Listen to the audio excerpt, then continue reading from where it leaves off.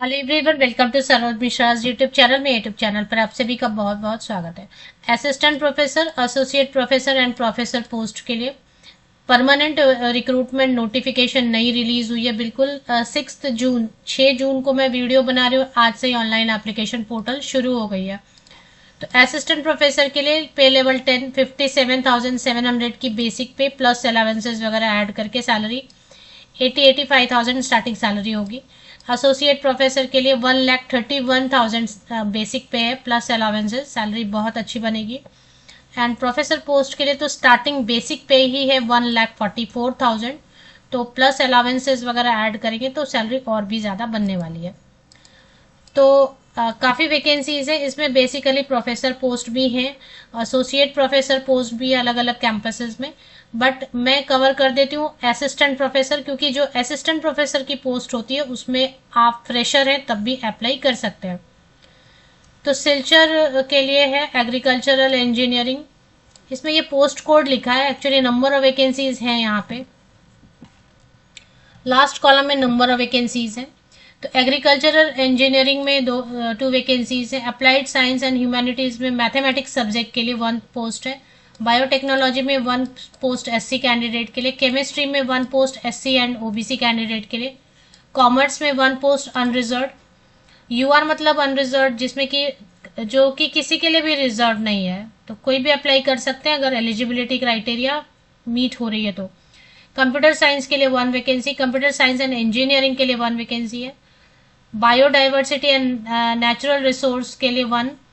Earth science के लिए 1 post है। एजुकेशन के लिए 1 UR, 1 ST, 1 OBC. Ecology and environmental science के लिए 1 एससी, 1 यूआर, 1 पीडब्ल्यूडी कैंडिडेट के लिए सीट्स हैं। हिंदी में 1 UR, 1 EWS. Hospitality and tourism management में 1 UR. Law in law subjects 2 post है unreserved category. Law in non law subjects मतलब होता है ना, जैसे कि देखें एमबीए में भी लॉ पढ़ाते हैं, है ना। तो मतलब नॉन लॉ सब्जेक्ट्स में लॉ की पढ़ाई, मतलब लॉ समझने, लॉ पढ़ाना है आपको।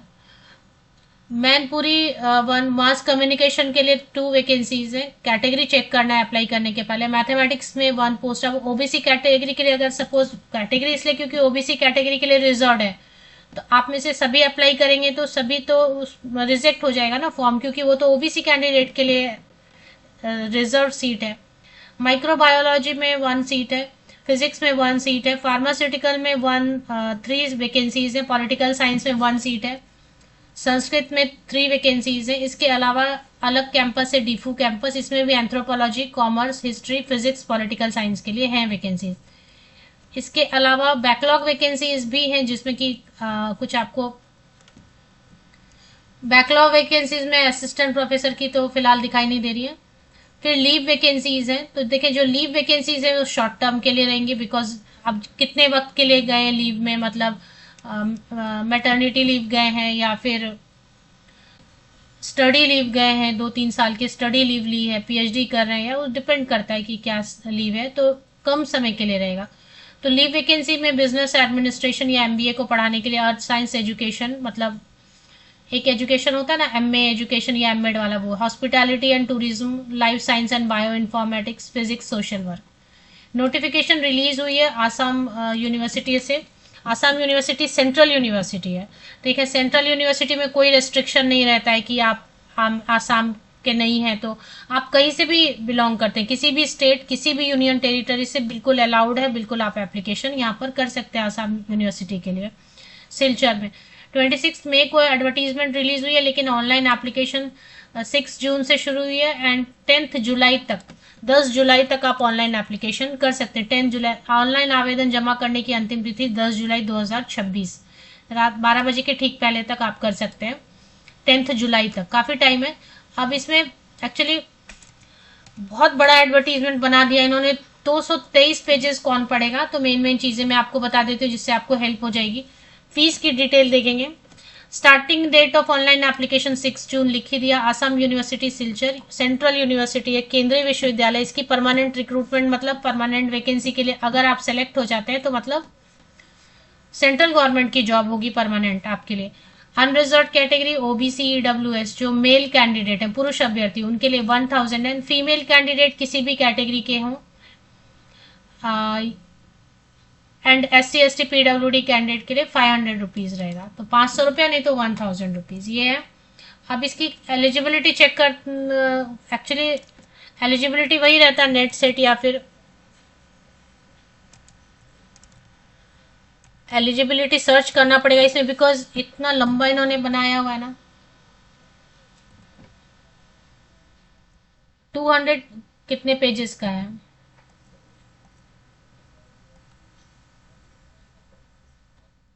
तो एलिजिबिलिटी तो वही रहता है, इसमें सर्च करने में टाइम लग रहा है। तो वैसे मैं आपको बता देती हूँ, या तो नेट होना चाहिए, यूजीसी नेट, पीजी होना चाहिए पहले तो 55%। असिस्टेंट प्रोफेसर के लिए, असिस्टेंट प्रोफेसर के लिए जो यूजीसी नॉर्म है, चाहे वो सेंट्रल यूनिवर्सिटी हो, स्टेट यूनिवर्सिटी हो या कोई भी गवर्नमेंट कॉलेज हो, उसमें आपको जो नॉर्म है यूजीसी का, उसके हिसाब से असिस्टेंट प्रोफेसर वाली जो पोस्ट है उसके लिए आपका पीजी होना चाहिए, 55% या अबव मार्क्स अनरिजर्व कैटेगरी में। अगर आप रिजर्व कैटेगरी से हैं, SC ST OBC PWD, तो 50%, 50% हो पीजी में संबंधित विषय में। प्लस अगर यूजीसी नेट है, 4 ऑप्शन है अप्लाई करने के, या तो आपने यूजीसी नेट किया हुआ है तो इसके साथ अप्लाई कर लीजिए, अगर साइंस सब्जेक्ट है तो CSIR नेट के साथ आप अप्लाई कर लीजिए। तो यूजीसी नेट भी नहीं है, CSIR नेट भी नहीं है, तो आसाम में, अगर आसाम में तो नहीं होता है लेकिन नॉर्थ ईस्ट सेट स्लेट होता है जिसमें कि 7 स्टेट के लिए एक साथ होता है ना। जो नॉर्थ ईस्ट 7 राज्य हैं उनके लिए अलग से एक नॉर्थ ईस्ट रीजन सेट या स्लेट कंडक्ट होता है एवरी ईयर, उसमें आसाम के लिए भी हो जाता है। तो वो वाला है, अगर सेट या स्लेट क्वालिफाई किया तो वो भी अप्लाई कर सकते हैं। नहीं, अगर डायरेक्ट आपने पीजी के पास PhD कर लिया था, पीजी के बाद बहुत लोग PhD कर लेते हैं, तो PhD के बेसिस पे भी आप अप्लाई कर सकते हैं। फिर net, CSIR net, set slate से आपको एग्जाम्प्ट कर दिया जाता है। तो अगर आपको नेट से या सेट स्लेट से एग्जाम्पशन चाहिए तो PhD होना चाहिए, और अगर आप विदाउट PhD अप्लाई कर रहे हैं तो नेट नहीं तो CSIR नेट, नहीं तो फिर सेट स्लेट होना चाहिए। तो यही है मेन। अप्लाई करने का जो लिंक है इन्होंने पेज नंबर 2 पर ही दे रखा है कि ये लिंक है, समर्थ पोर्टल है कुछ इनका, ये देखें ये पोर्टल है, इस पे जाके आप लॉगिन रजिस्टर वगैरह करके इसको क्लिक कर लीजिए। ये देखें, तो ये CU चयन है। अब इसमें आप रजिस्टर, यहाँ रजिस्टर का ऑप्शन ऊपर में दिया हुआ अपर पोर्शन में, यहाँ पे रजिस्टर दिया, रजिस्टर पहले कर लीजिए और उसके बाद फिर लॉगिन करके एप्लीकेशन प्रोसेस को कंप्लीट कर लीजिए। तो इसके लिए तो आसाम विश्वविद्यालय की लिंक, ऑफिशियल वेबसाइट की लिंक के लिए आप विकिपीडिया को सर्च कर लीजिए, या फिर मेरे इसी यूट्यूब वीडियो के डिस्क्रिप्शन बॉक्स को नीचे तक स्क्रॉल डाउन करके चेक कर लीजिए, आपको लिंक मिल जाएगी।